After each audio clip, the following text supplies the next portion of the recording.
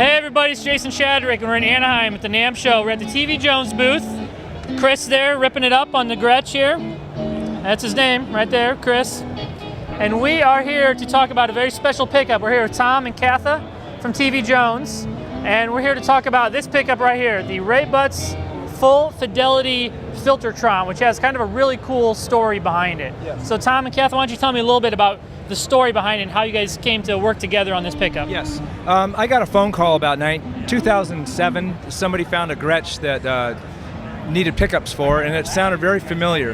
And I thought, wow, that sounds like a guitar that I saw in a book. So I called my friend Paul Yandel, and he called Katha's brother, and they figured out the guitar was stolen. And they eventually got it back, and we met through How long ago was it stolen? 9 years earlier, and it was the Gretsch Falcon, Silverjet. Silverjet. Yep. Her dad used it for testing pickups. It's in the Tony Bacon book. Oh, yeah. I see. Yeah. So that's how we met. About 2008, she showed me the guitar at a Chet Atkins convention, and I was like, oh my gosh, this is unbelievable.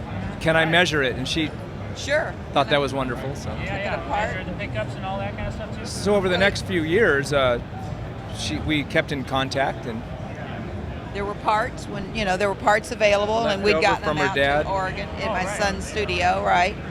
And I figured the best place for him, after seeing Tom's passion for Dad's work, was he needs the parts.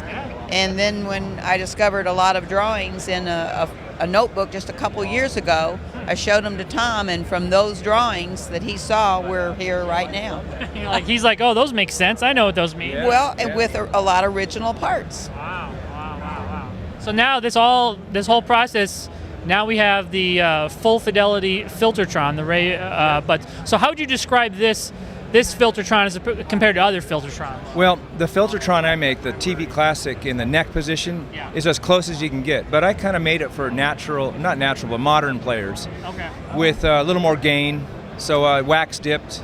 My bridge pickup is a little wider pull space, a little more power. This is going way back to the roots, according to her dad's drawings. And no dipping.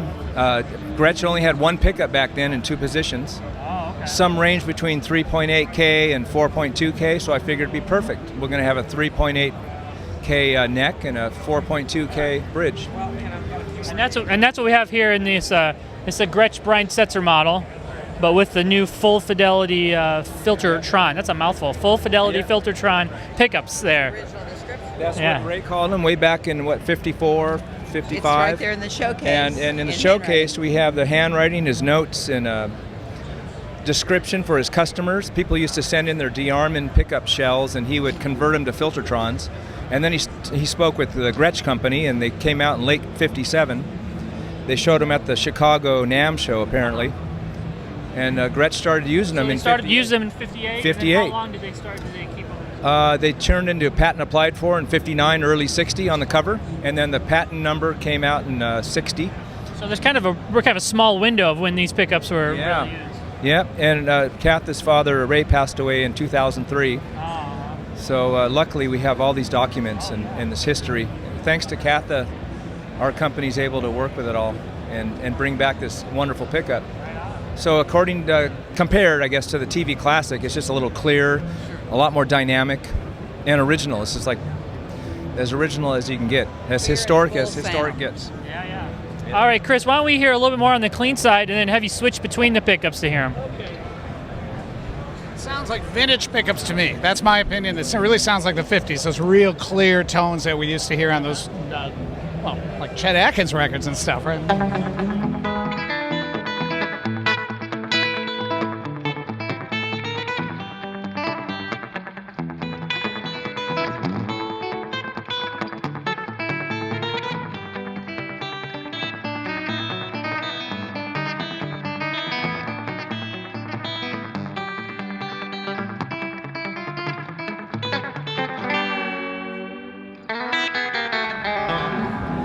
Let's do both pickups now.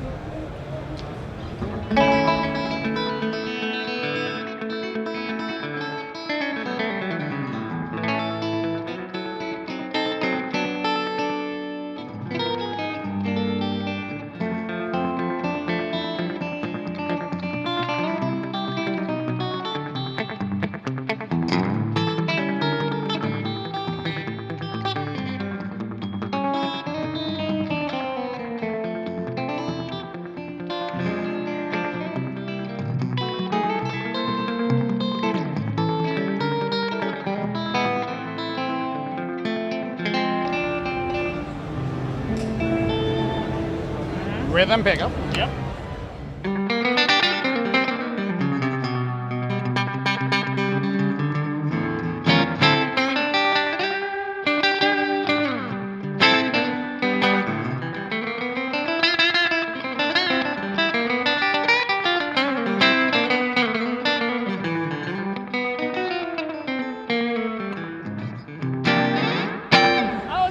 The rhythm pickups on these, I always thought sounded very bluesy. Yeah. If you throw the mud switch, it gets real bluesy. But we won't be doing that today, so we're going to go back to this.